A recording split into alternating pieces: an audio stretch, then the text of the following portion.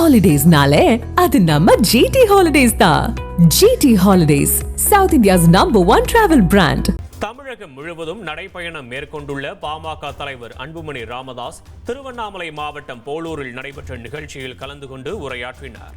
அப்போது தமிழகத்தில் மிகப்பெரிய எழுச்சியை உருவாக்கி திமுக ஆட்சியை அகற்றவே நடைபயணம் மேற்கொண்டுள்ளதாக கூறினார்.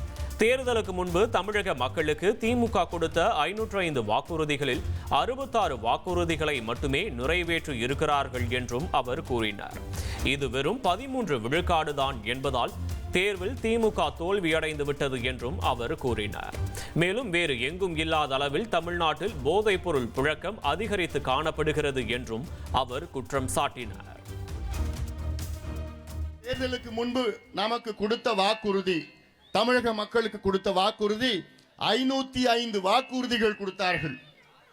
இதில் எவ்வளவு தெரியுமா நிறைவேற்றினாங்க? வெறும் 66. எத்தனை விழுக்காடு வாக்குறுதிகள் தெரியுமா திமுக நிறைவேற்றிருக்கின்றார்கள்? வெறும் 13 விழுக்காடு. வெறும் 13 விழுக்காடு. ஒரு எக்ஸாம்ல பாஸ் பண்ணனும் எவ்வளவு மார்க் எடுக்கணும்டா? குறைஞ்சது 35. ஆனா திமுக எவ்வளவு மார்க் எடுத்திருக்காங்க? 13 மார்க் எடுத்திருக்காங்க. இதுல சொல்லுது வெறும் 13 மார்க் ஃபெயில். திமுக ஃபெயில் ஆயிடுச்சு. Holidays-nale, அது நம்ம GT Holidays தான். GT Holidays, South India's #1 travel brand.